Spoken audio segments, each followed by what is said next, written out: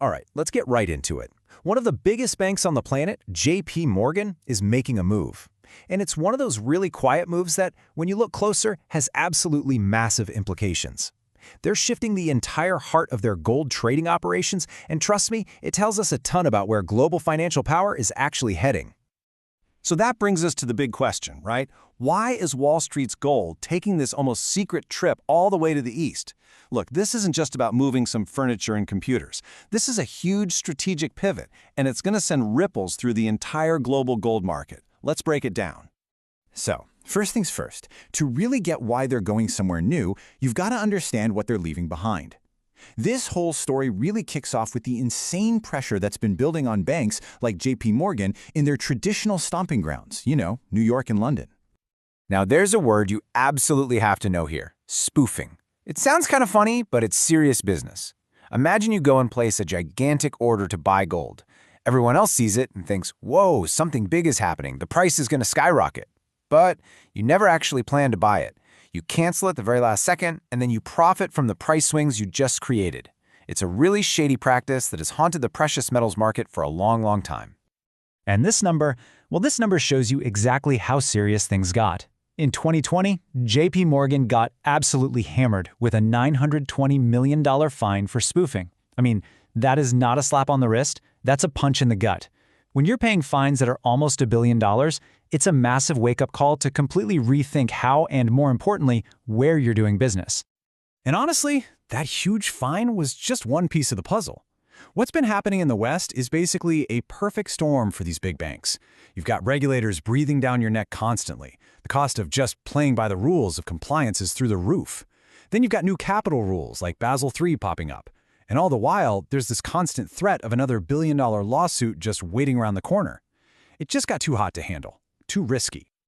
Okay, so that's the push, all the reasons to get out of town, but what about the pull? What is so appealing about the East? Now we're going to flip to the other side of the coin, and this is where the story gets really interesting. Because at the end of the day, if you're in the gold business, you've got to follow the actual metal. To get this, you have to realize there are really two different worlds of gold. For decades, the West has been all about paper gold. We're talking futures contracts, complicated derivatives. Basically, it's a world of bets on the price of gold, all done on a screen. But the East? That is the world of physical gold. We're talking about actual gold bars, real coins. It's driven by a deep, real-world cultural demand for weddings, for festivals, for family savings. They don't just trade the idea of gold, they want the real thing. And this quote right here, it just nails the strategy. For a huge player like JPMorgan, this isn't about choice anymore. Being in Asia, and I mean really being there in a serious way, it's not some optional extra. It's absolutely critical if your goal is to dominate the future of commodities, period. So the move to the east makes sense. But why Singapore, specifically? I mean, out of all the huge financial centers in Asia, what makes this one small city-state the perfect spot to set up a new base of operations for a behemoth like JPMorgan? Well, it really comes down to three huge advantages. First, just look at a map. Its location is a strategic bullseye. It's the perfect bridge connecting the gold markets of the Middle East, India, China, and Australia. Second, the government there is famously pro-business, offering incredible tax incentives and, this is key, political stability.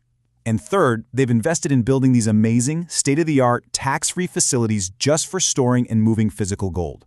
You put it all together, and it's the total package. Okay, so we've got the push from the West, the pull from the East, and the perfect location in Singapore. But what does all of this actually mean for the rest of us? Well, this single move by a single company is literally redrawing the entire map of the global gold trade. For like 100 years, the entire gold universe spun on one axis, New York and London. That was it. New York was the king of futures contracts, all those paper bets, and London handled the clearing, the essential backstage work of settling all the trades. Between the two of them, they effectively set the price of gold for the entire planet. But that old world order is changing.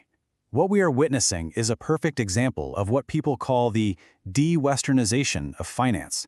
This gradual shift of economic power away from those traditional Western hubs and toward rising Eastern ones. The monopoly on price setting that London and New York held for so long, yeah, it's finally starting to crack. So forget that old two-city axis. What's taking its place is a new, multipolar world for gold, a new triangle of power. New York is still going to be the king of derivatives and speculation. London will still be the crucial hub for clearing trades. But now you have this incredibly powerful third corner of the triangle. Singapore and Shanghai, the undisputed home for physical bars and actual delivery. Power isn't concentrated in one place anymore. It's spreading out. And all of this leaves us with one final and really important thought. Gold has always been like the canary in the coal mine for big geopolitical shifts. It senses the changes in the air before anyone else. This move by JPMorgan is a huge signal that the world's financial center of gravity is shifting east. So the real question we have to ask ourselves is, what's next?